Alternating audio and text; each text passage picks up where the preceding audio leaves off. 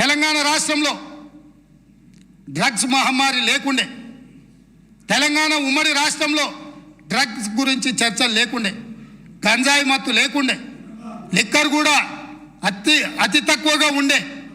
కానీ ఇవాళ ఏ పేపర్ చూసినా ఏ టీవీ చూసినా గంజాయి మత్తులో దాడులు జరుగుతున్నాయని, సింగరేణి కాలనీలో 6 సంవత్సరాల పసిగుండను గంజాయి మత్తులో రేపు మర్డర్ చేస్తే ఈ ప్రభుత్వం అచేతనంగా ఉండిపోయింది. ఈరోజు ఈ రాష్ట్రంలో జరుగుతున్న కారణాలకు, ఈరోజు దొరుకుతున్న డ్రగ్స్కి ఈ ప్రభుత్వ వైఫల్యం కారణం కాదా? ఈ ప్రభుత్వం డ్రగ్స్కు సంబంధించి విచారణ మీద సిట్టు వేసి ఆ సిట్లో ఉన్న అధికారిని అర్ధాంతరంగా ఎందుకు బదిలీ చేసినారు? అతను ఎక్కడికి పోయిండు? ఆ సిట్ ఎక్కడికి పోయింది? ఆ విచారణ ఎక్కడికి పోయిందని నేను అడుగుతున్నా అధ్యక్ష. ఈ ప్రభుత్వం యొక్క వైఫల్యాన్ని కప్పుపుచ్చుకోవడానికి, విచారణలో లోపాలను దాచిపెట్టడానికి చేస్తున్న ప్రయత్నంలో నేనే స్వయంగా ఆనాడు 2017లో తెలంగాణ రాష్ట్ర ఉమ్మడి హైకోర్టులో పబ్లిక్ ఇంట్రెస్ట్ లిటిగేషన్ వేసి ఈ విచారణ మీద ఎన్ఫోర్స్మెంట్ డైరెక్టరేటు, DRI, ఈ నార్కోటిక్స్ డిపార్ట్మెంట్ అన్నిటిని కూడా ఒక సిట్టును ఏర్పాటు చేయాలని హైకోర్టులో కేసు వేస్తే 2021 వరకు నేను కొట్లాడితే తెలంగాణ రాష్ట్ర హైకోర్టు ఈడీకి మొత్తం సమాచారాన్ని చేసిన విచారణను బదిలీ చేయమని హైకోర్టు ఆదేశాలు ఇచ్చిన ఈ రాష్ట్ర ప్రభుత్వం ఆ వివరాలన్నీ దాచిపెట్టింది అధ్యక్ష. ఆనాడు డ్రగ్స్లో ఏవైతే టెలిఫోన్లు కానీ, కంప్యూటర్స్ కానీ, ల్యాప్టాప్లు కానీ, ఇతర సీజ్ చేసిన ఎక్విప్మెంట్, ఎలక్ట్రానిక్ ఎక్విప్మెంట్ని ఏది కూడా ఈరోజు వాళ్ళు ఫోరెన్సిక్ ల్యాబ్కు పంపించలేదు. వాటి మీద సరైన విచారణ జరగలేదు. ఆ వివరాలన్నీ కూడా ఈడీ అడిగితే ఇవ్వకపోతే ఈడీ డిపార్ట్మెంట్ తెలంగాణ ప్రభుత్వం మీద contempt of court case file చేసింది అధ్యక్ష. నేను అడుగుతున్న అధ్యక్ష మీ ద్వారా ప్రతిపక్షాన్ని, ఈ రాష్ట్రాన్ని పంజాబ్ రాష్ట్రాన్ని మీరు చూసినారు. పంజాబ్ రాష్ట్రాన్ని ఈరోజు డ్రగ్స్ మహమ్మారి పట్టి పీడించడంతో ఈరోజు గ్రామాలలో పేద మహిళలు, ధనవంతులు శ్రీమంతులు కాదు, పేదలు, భార్య, తల్లి కూలికి పోయి సంపాదించిన డబ్బులో భర్తలను, సోదరులను ఇవాళ డ్రగ్స్కి అలవాటు పడి బాధపడుతుంటే వాళ్ళకు అందులో సంపాదించిన కొంత డబ్బు పెట్టి డ్రగ్స్ కొని ఇచ్చే పరిస్థితి వచ్చింది. ఈ పరిస్థితి పంజాబ్ రాష్ట్రాన్ని నిర్వీర్యం చేసింది అధ్యక్ష. పంజాబ్లో యంగ్ విడోస్ చిన్న వయసులోనే మహిళలు వితంతువులుగా మారుతుంటే, డ్రగ్స్ బారిన పడి ఈరోజు చావులను మనం కల్లారా చూస్తుంటే, రాష్ట్రమే నిర్వీర్యం అయిపోతుంటే, యువత డ్రగ్స్ బారిలో పడి చచ్చిపోతుంటే, తెలంగాణ రాష్ట్రంలో పూర్తిగా కూకటి వేళ్లతో పెకిలించి వేయాల్సిన ఈ డ్రగ్స్ మహమ్మారి విషయంలో ఎందుకు విచారణలో ఈ ప్రభుత్వం ఆనాడు జాప్యం వహించింది? ఎందుకు నిర్లక్ష్యం వహించింది? ఎందుకు దీని మీద చర్యలు తీసుకోవడానికి నార్కోటిక్ డిపార్ట్మెంట్కు, DRI డిపార్ట్మెంట్కు, ఈడీ డిపార్ట్మెంట్కు ఎందుకు సంపూర్ణమైన సమాచారాన్ని ఇవ్వలేదని నేను అడుగుతున్నా అధ్యక్ష. ఈరోజు నేను TS NABలో ఒక అడిషనల్ DG క్యాడర్ ఆఫీసర్ని పెట్టి ఎంపవర్ చేసి ఇవాళ ఈ రాష్ట్రంలో డ్రగ్స్ అనే పదం వినిపించొద్దు, ఈ రాష్ట్ర సరిహద్దులు ఎవడు గంజాయితో రావద్దు, ఎవడు వచ్చినా ఎంత పెద్దవాడైనా ఎంత గొప్పవాడైనా వాళ్ళ వెనకాల ఎవరు ఉన్నా ఊచలు లెక్క పెట్టాల్సిందే, లెక్క పెట్టియాల్సిందే అని ఈరోజు నా ప్రభుత్వం, మా మంత్రివర్గ సహచరులు తీసుకున్న నిర్ణయాన్ని ఈ ప్రతిపక్షాలు అభినందించాల్సిన అవసరం లేదు అధ్యక్ష. మిగతా విషయాలలో భిన్నాభిప్రాయాలు ఉండొచ్చు, భేదాభిప్రాయాలు ఉండొచ్చు, కానీ డ్రగ్స్ మహమ్మారిని నిషేధించడానికి నిర్వీర్యమైపోతున్న యువతను, చిన్న పాఠశాలల ఆడపిల్లలు బలైపోతున్న ఈ మహమ్మారిని నిషేధించడానికి ఈ దాన్నైనా అభినందించడానికి మన ప్రభుత్వాన్ని మీరు అభినందించడానికి మీకు మనసు రాలేదా అని నేను అడుగుతున్నా అధ్యక్ష. అంటే ఈరోజు ఈ సభలో వీళ్ళందరూ మిగతా వాటిలలో వాళ్ళకి రాజకీయ కోణాలు ఉండొచ్చు, కానీ ఈ విషయంలో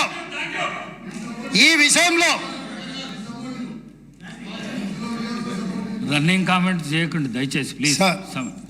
సార్ పాపం తెలవక అట్లా అంటుండే, కానీ తర్వాత ఆయనకుండే బాధలు ఆయనకుంటాయి. ఎందుకంటే ఎవరైతే ఈ అంశం మీద పూర్తి స్థాయిలో మాట్లాడినరో వారు బాధ్యత తీసుకొని, మిగతా విషయాలలో మాకు భిన్నాభిప్రాయాలు ఉన్నా డ్రగ్స్ నిర్మూలన విషయంలో, మత్తు పదార్థాలను నిషేధించడంలో, గంజాయి ఇతర మత్తు పదార్థాలను ఈ రాష్ట్ర సరిహద్దులను దాటి లోపలికి రానివ్వకుండా కంచేసి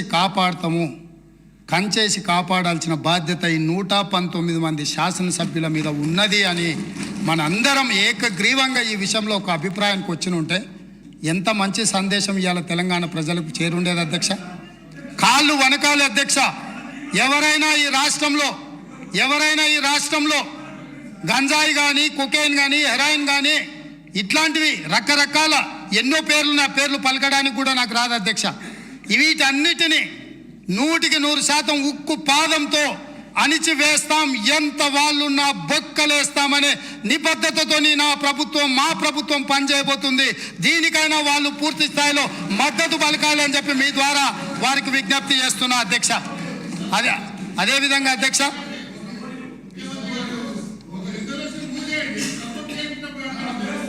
ఇప్పుడు గవర్నర్ గారి ప్రసంగంలోనే ఈ అంశాన్ని స్పష్టంగా ప్రస్తావించిన వారు ఎంతసేపు మాట్లాడినరో మీరు సమయం తీయండి. మా సభ్యులు ఎంతసేపు మాట్లాడినరో టీఆర్ఎస్ సభ్యులకు ఎంతసేపు సమయం ఇచ్చినరో రెండు పోల్చి చూడండి అధ్యక్ష. ఈ విషయంలో మనకు భిన్నాభిప్రాయాలు భేదాభిప్రాయాలు ఉండాల్సిన అవసరం ఏముంది అధ్యక్ష? ఏమన్నా ఉందా అధ్యక్ష? ఇందులో నేను ఏమైనా ఎవరికైనా నష్టం జరిగే విధంగా లేకపోతే వాళ్ళ కష్టం జరిగే విధంగా ఏమన్నా ప్రభుత్వం నిర్ణయం తీసుకుంటుందా అధ్యక్ష? ఇందులో కలిసి రావడానికి ఉన్న ఇబ్బంది ఏంది అధ్యక్ష? నాకు అర్థం కాలే. అందుకే వారికి అవసరమైతే ఇప్పుడు అడగట్లేదు అధ్యక్ష మైకు. ఒకవేళ ఇప్పుడు నేను ఇంతసేపు మాట్లాడినా మైక్ అడిగిన ఉంటే మీరు మైక్ ఇచ్చి ఉంటే వారు మాట్లాడడానికి మైకు తీసుకొని ముందుకు వస్తే ఇవ్వండి అధ్యక్ష. ఇది ఒక మంచి కాజ్ కదా. ఈ ఒక్క మంచి కాజ్కి వారిని ముందుకు వచ్చడానికి మైక్ ఇవ్వండి అధ్యక్ష. గౌరవ కేటీఆర్ గారు. స్పీకర్స్ ఆయనకు బ్రేక్ తీసుకోవాలంటే బ్రేక్ తీసుకోమన్నాడు సార్, మాకేం అభ్యంతరం లేదు.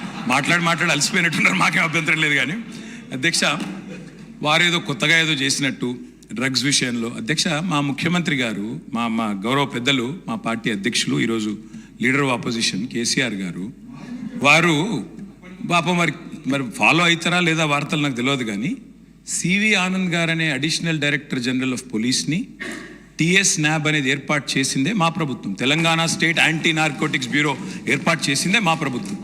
ఏర్పాటు చేయడమే కాదు, సివి ఆనంద్ గారిని అపాయింట్ చేయడమే కాకుండా దాదాపు 9 నెలల కిందటనే ఆ కార్యాచరణ కూడా ప్రారంభించి మొత్తం అన్ని జిల్లాల ఎస్పీలు, ఇప్పుడు వారు చెప్పారు కదా ముఖ్యమంత్రి గారు, మొత్తం ఒక పూచిక పుల్ల గదిలొద్దు, అసలు గంజాయి అనేది కనబడొద్దు అన్న మాట ఏదైతే వారు చెప్పినారు అధ్యక్ష.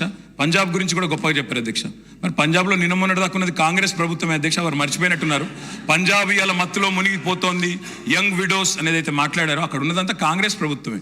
ఉడతా పంజాబ్ అనే సినిమా వచ్చింది కూడా మీ కాంగ్రెస్ ప్రభుత్వంలోనే, అది కూడా తెలుసుకోండి అధ్యక్ష. భిన్నాభిప్రాయం ఉంది అన్నారు. ఎక్కడుంది అధ్యక్ష భిన్నాభిప్రాయం? అధ్యక్ష, మేము ఒకవేళ భిన్నాభిప్రాయం ఉంటే మా ప్రభుత్వం ఎందుకు పెడుతుంది అధ్యక్ష? Telangana state anti narcotics bureau ఎందుకు పెడుతుంది? ఎందుకు సివి ఆనంద్ లాంటి కాంపిటెంట్ ఆఫీసర్ని పెడుతుంది?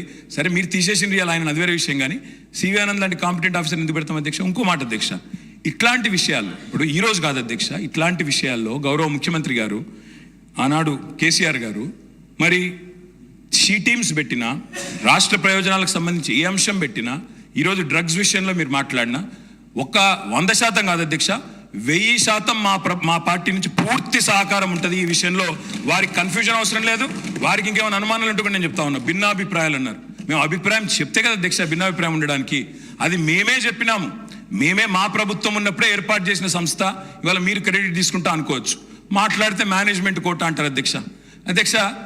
ఢిల్లీని మేనేజ్మెంట్ చేసి ముఖ్యమంత్రి పదవి తెచ్చుకున్న వ్యక్తి, ఢిల్లీని మేనేజ్ చేసి పిసిసి పదవి తెచ్చుకున్న వ్యక్తి వాళ్ళ మేనేజ్మెంట్ కోట గురించి మాట్లాడితే అధ్యక్ష, నేను అనలేదు అధ్యక్ష. ఇది కోమటిరెడ్డి వెంకటరెడ్డి గారు చెప్పినారు, పేమెంట్ కోట అని చెప్పినారు అధ్యక్ష. కాబట్టి ఆయన కూడా మాట్లాడితే బాగలేదు అధ్యక్ష, వారిని సవరించుకోమనండి ముఖ్యమంత్రి గారు.